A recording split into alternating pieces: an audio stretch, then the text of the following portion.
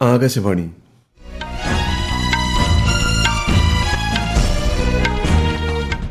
നമസ്കാരം. വാർത്തകൾ വായിക്കുന്നത് നരേന്ദ്രമോഹൻ.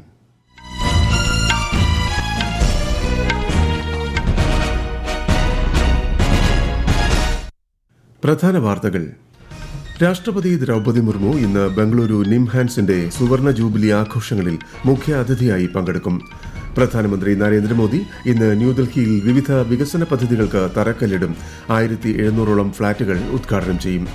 കുട്ടികളുടെ 31ാമത് ദേശീയ ശാസ്ത്ര കോൺഗ്രസിന് മധ്യപ്രദേശിൽ ഇന്ന് തുടക്കമാകും. തൊഴിലവസരങ്ങൾ സൃഷ്ടിക്കുന്നതിൽ രാജ്യം 10 വർഷത്തിനിടെ നേടിയത് 36% വളർച്ച. 63ാം സംസ്ഥാന സ്കൂൾ കലോത്സവത്തിന് നാളെ തിരുവനന്തപുരത്ത് അരങ്ങുണരും. Border Gavaskar trophy test cricket പരമ്പരയിലെ അവസാന മത്സരത്തിൽ ഓസ്ട്രേലിയയ്ക്കെതിരെ ഇന്ത്യയ്ക്ക് ബാറ്റിംഗ് തകർച്ച. വാർത്തകൾ വിശദമായി. രാഷ്ട്രപതി ദ്രൗപദി മുർമു ഇന്ന് ബംഗളൂരു നിംഹാൻസിന്റെ സുവർണ ജൂബിലി ആഘോഷങ്ങളിൽ മുഖ്യ അതിഥിയായി പങ്കെടുക്കും. Psychiatry block, central laboratory complex, hostel കെട്ടിടം എന്നിവ രാഷ്ട്രപതി ഉദ്ഘാടനം ചെയ്യും. ഉത്തര കർണാടകയിൽ സ്റ്റേറ്റ് ഓഫ് ആർട്ട് ക്യാൻസർ ആശുപത്രി രാഷ്ട്രപതി ഉദ്ഘാടനം ചെയ്യും. പ്രധാനമന്ത്രി നരേന്ദ്രമോദി ഇന്ന് ന്യൂഡൽഹിയിൽ വിവിധ വികസന പദ്ധതികളുടെ ഉദ്ഘാടനവും തറക്കല്ലിടലും നിർവഹിക്കും. അശോക് വിഹാറിൽ 1700ഓളം ഫ്ളാറ്റുകളുടെ ഉദ്ഘാടനം അദ്ദേഹം നിർവഹിക്കും. നവറോജി നഗറിലും സരോജിനി നഗറിലുമായി 2 നഗര പുനർവികസന പദ്ധതികളുടെ ഉദ്ഘാടനവും നിർവഹിക്കും. 300 കോടി രൂപ ചെലവിൽ ദ്വാരകയിൽ നിർമ്മിച്ച സെൻട്രൽ ബോർഡ് ഓഫ് സെക്കൻഡറി എഡ്യൂക്കേഷന്റെ ഇന്റഗ്രേറ്റഡ് ഓഫീസ് കോംപ്ലക്സും ഉദ്ഘാടനം ചെയ്യും.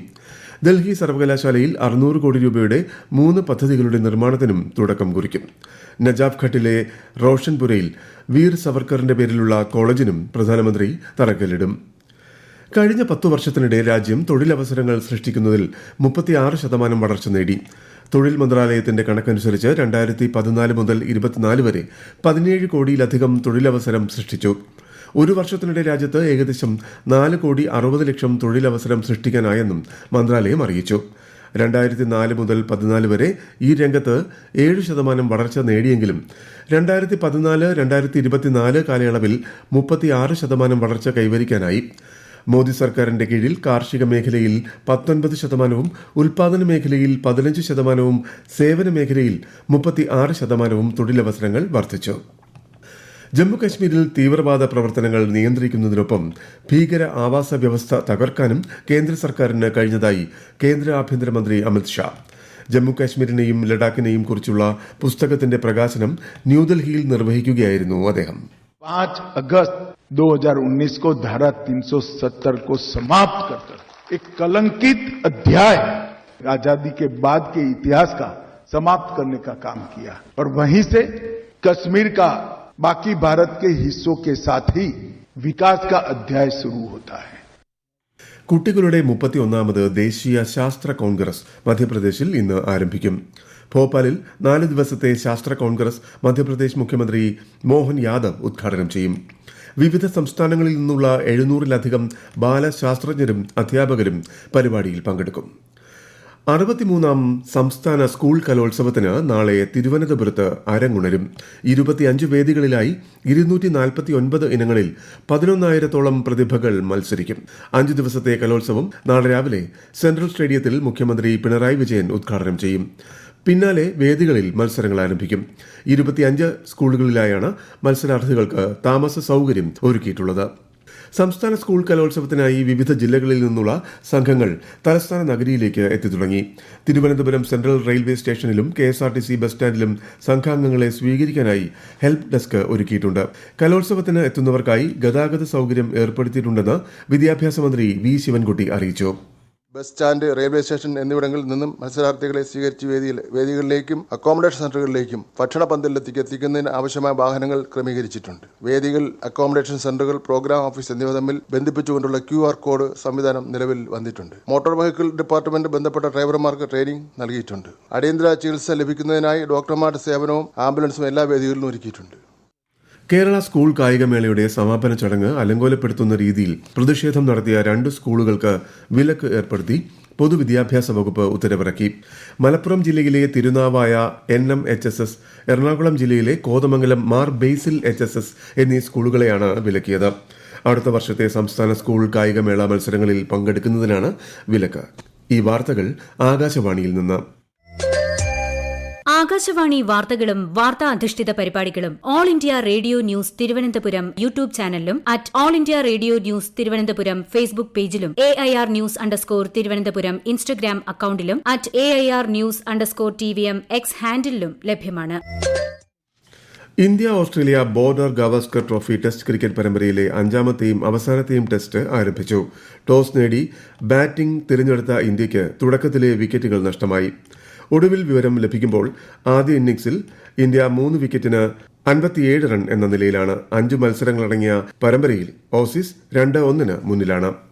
ഇന്നലെ കൊൽക്കത്തയിലെ സോൾട്ട് ലേക്ക് സ്റ്റേഡിയത്തിൽ നടന്ന ഇന്ത്യൻ സൂപ്പർ ലീഗ് ഫുട്ബോളിൽ മോഹൻ ബഗാൻ സൂപ്പർ ജയന്റ് ഹൈദരാബാദ് FCയെ 3-0 പരാജയപ്പെടുത്തി. മോഹൻ ബഗാൻ 14 കളികളിൽ 10 വിജയങ്ങളുമായി പോയിന്റ് പട്ടികയിൽ 1-ാം സ്ഥാനം തുടരുന്നു. കണ്ണൂരിൽ നടക്കുന്ന 35ാമത് ദേശീയ സീനിയർ ഫെൻസിംഗ് ചാമ്പ്യൻഷിപ്പ് ഇന്ന് സമാപിക്കും. വിശദാംശങ്ങളുമായി ആകാശവാണി കണ്ണൂർ ജില്ലാ പ്രതിനിധി KO ശശിധരൻ. ഇന്നലെ നടന്ന പുരുഷ വിഭാഗം സാബർ ഗ്രൂപ്പ് മത്സരത്തിൽ സർവീസസിനെ തോൽപ്പിച്ച് മഹാരാഷ്ട്ര സ്വർണം നേടി. സർവീസസിന് വെള്ളിയും ജമ്മു കാശ്മീരിനും പഞ്ചാബിനും വെങ്കലവും ലഭിച്ചു. പുരുഷ ഫോയിൽ ഗ്രൂപ്പ് മത്സരത്തിൽ ഹരിയാനയെ തോൽപ്പിച്ച് സർവീസസ് സ്വർണം കരസ്ഥമാക്കി. ഹരിയാനയ്ക്ക് വെള്ളിയും മണിപ്പൂരും മഹാരാഷ്ട്രയും വെങ്കലം കരസ്ഥമാക്കി. വനിതാ EP ഗ്രൂപ്പിനത്തിൽ ഹരിയാനയ്ക്കാണ് സ്വർണം, മണിപ്പൂരിനാണ് വെള്ളി. മഹാരാഷ്ട്രയും ചണ്ഡീഗഡും വെങ്കലം നേടി. ഇന്നലെ റൂർക്കലയിൽ നടന്ന ഹോക്കി ഇന്ത്യ ലീഗിൽ UP രുദ്രാസ് 3-0 സുർമ ഹോക്കി ക്ലബിനെ പരാജയപ്പെടുത്തി. ഇന്നത്തെ കളിയിൽ ഡ്രാഗൺസ് വേദാന്ത കലിംഗ ലാൻഡേഴ്സിനെ നേരിടും.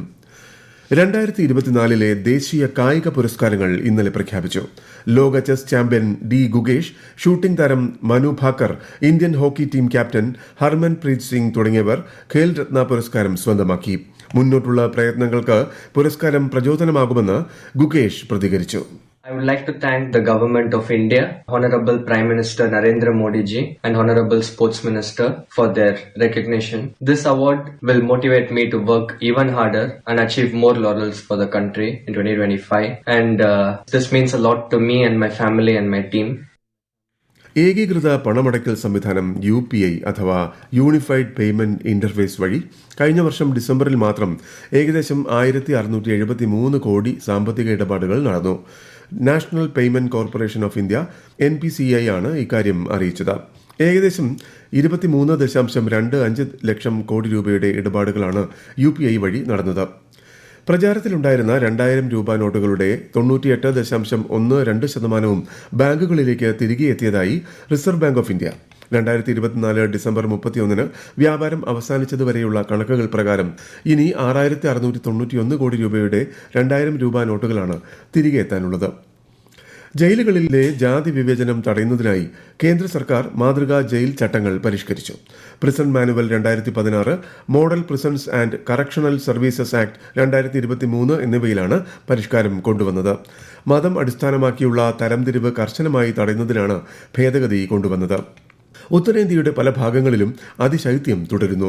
വടക്കുകിഴക്കൻ മേഖലകളിലും ഹിമാചൽ പ്രദേശിലും മധ്യപ്രദേശിലും അടുത്ത 2 ദിവസങ്ങളിൽ രാത്രിയിലും രാവിലെയും മൂടൽമഞ്ഞ് അനുഭവപ്പെടാൻ സാധ്യതയുണ്ടെന്ന് കാലാവസ്ഥാ വകുപ്പ് അറിയിച്ചു.